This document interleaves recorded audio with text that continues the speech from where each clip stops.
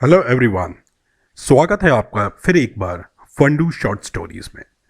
तो दोस्तों, कैसा लग रहा है आपको हमारी ये छोटी छोटी कहानियों का कारवां? उम्मीद है आपको शायद ये कहानियाँ पसंद आ रही होंगी। तो दोस्तों, इसी कारवां को आगे बढ़ाते हैं आज की कहानी के साथ। बदले की आग। दोस्तों, बात ये बहुत पुरानी है। किसी समय में एक मेंढकों का राजा गंगाधर अपने परिवार व प्रजा के साथ एक कुएं में रहता था। वैसे तो गंगाधर एक अच्छा शासक था और सभी का ध्यान भी रखता था, पर उसमें एक कमी थी। वो किसी भी कीमत पर अपना विरोध सहन नहीं कर पाता था। लेकिन एक बार गंगाधर के एक निर्णय को लेकर कई मेंढकों ने उसका बहुत विरोध किया, पर गंगाधर को ये बात सहन नहीं हुई। उसने सोचा, एक राजा होते हुए भी उसका विरोध करने की हिम्मत कोई कैसे कर सकता है। वह उन्हें सजा देने की सोचने लगा, लेकिन उसे भय था कि कहीं ऐसा करने पर उसकी जनता उसका विरोध न कर दे और उसे अपने राजपाट से हाथ न धोना पड़ जाए। फिर एक दिन उसने कुछ सोचा और रात के अंधेरे में चुपचाप कुएं से बाहर निकल आया। बिना समय गंवाए वो एक सांप के बिल के पास जा पहुंचा और उसे पुकारने लगा। एक मेंढक को इस तरह पुकारता हुआ सुनकर सांप को बड़ा आश्चर्य हुआ। वो बाहर निकला और बोला, तुम कौन हो? क्या तुम्हें इस बात का भय नहीं? मैं तुम्हें खा सकता हूं। गंगाधर बोला, हे सरपराज, मैं तो मेंढकों का राजा गंगाधर हूं और आपसे मैत्री करने के लिए यहां पर आया हूं। सांप ने बोला, यह कैसे हो सकता है? क्या दो स्वाभाविक शत्रु आपस में कभी मित्र हो सकते हैं? गंगाधर बोला, आप ठीक कहते हैं, आप हमारे शत्रु हैं, लेकिन इस समय मैं अपने ही लोगों के द्वारा अपमानित होकर आपकी शरण में आया हूं। और शास्त्रों में भी कहा गया है, सर्वनाश की स्थिति में अथवा अपने प्राणों की रक्षा हेतु शत्रु की अधीनता स्वीकार करने में ही समझदारी है। कृपया मुझे अपनी शरण में ले लें, मेरे दुश्मनों को मारकर मेरी मदद करें। सांप वैसे तो बुरा हो चुका था। उसने मनी मन सोचा, यदि इस मेंढक की वजह से मेरा पेट भर जाए तो उसमें बुराई ही क्या है। वह बोला, बताओ मैं तुम्हारी क्या मदद कर सकता हूं। सांप को मदद के लिए तैयार देखकर गंगाधर मन ही मन बहुत प्रसन्न हो गया और बोला, आपको मेरे साथ मेरे कुएं में चलना होगा और वहां पर जिस मेंढक को भी मैं आपके पास लेकर आऊंगा उसे मारकर खाना होगा, और एक बार मेरे सारे दुश्मन खत्म हो जाएं तो आप वापस आकर अपने बिल में रहने लगिएगा।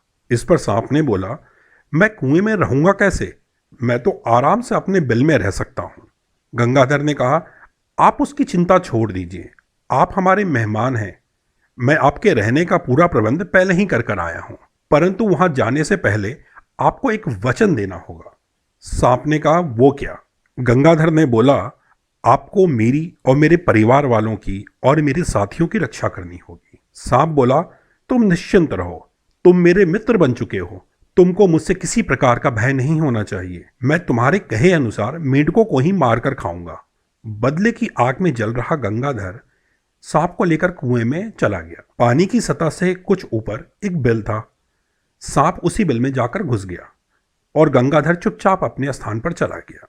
अगले दिन गंगाधर ने एक सभा बुलाई और सबसे कहा, आप सबके लिए खुशखबरी है। बड़े प्रयत्न के बाद मैंने एक ऐसा गुप्त मार्ग ढूंढ लिया है जिसके जरिए हम यहां से निकलकर एक बड़े तालाब में जा सकते हैं और हमारी जिंदगी बड़े आराम से कट सकती है। पर ध्यान रहे, मार्ग कठिन और सकरा है, इसलिए एक बार में एक ही मेंढक को मैं लेकर जा सकता हूं। सारे मेंढक खुश होकर तैयार हो गए। अगले दिन गंगाधर एक दुश्मन मेंढक को अपने साथ लेकर आगे बढ़ा और योजना के अनुसार सांप के बिल में गया। सांप तो पहले से ही तैयार था। उसने फौरन उस मेंढक को अपना निवाला बना लिया। अगले कई दिनों तक यह कार्यक्रम चलता रहा और वो दिन भी आ गया जब गंगाधर का आखिरी दुश्मन भी सांप के मुख का निवाला बन गया। गंगाधर का बदला पूरा हो चुका था।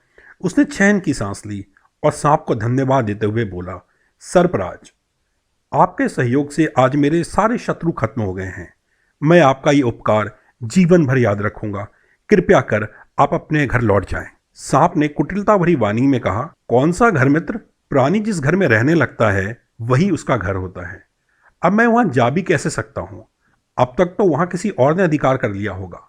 अब तो मैं यहीं रहूंगा। इस पर गंगाधर ने कहा, पर आपने तो वचन दिया था। गंगाधर गिड़गिड़ाया, सांप ने कहा, वचन? कैसा वचन? जो अपने ही कुटुंब की हत्या करवाने वाला नीच आज मुझसे मेरे वचन का हिसाब मांगता है। हा हा हा। और ठहाका मारकर सांप हंसने लगा और देखते ही देखते गंगाधर को भी अपने जबड़े में पकड़ लिया। आज गंगाधर को अपनी गलती का एहसास हुआ कि बदले की आग में सिर्फ उसके दुश्मन ही नहीं जले, वो खुद भी जल रहा था। मित्रों, क्षमा करने को हमेशा बदला लेने से बेहतर बताया गया है। बदले की चाह व्यक्ति के विचारों को दूषित कर देती है, उसके मन का चैन छीन लेती है। ये एक ऐसी आग होती है जो किसी और को जलाए या न जलाए, पर बदले की भावना रखने वाले को जरूर भस्म कर देती। अतः हमें इस दुर्भावना से दूर रहना चाहिए। हमें ये समझना चाहिए कि हर किसी को उसके कर्मों का फल अवश्य मिलता है। यदि आपके साथ किसी ने बुरा किया है तो उसका फल उसे भगवान को देने दीजिए, खुद को बदले की आग में मत जलाइए। तो दोस्तों, ये थी हमारी आज की कहानी। आप हमें ईमेल पर फीडबैक्स दे सकते हैं और अपनी कहानियाँ भी भेज सकते हैं। हमारी ईमेल आईडी है fundostories@gmail.com और आप हमें सब्सक्राइब कर सकते हैं यूट्यूब पर भी। तो फिर जल्द ही मुलाकात होगी एक नई कहानी के साथ फंडू स्टोरीज में।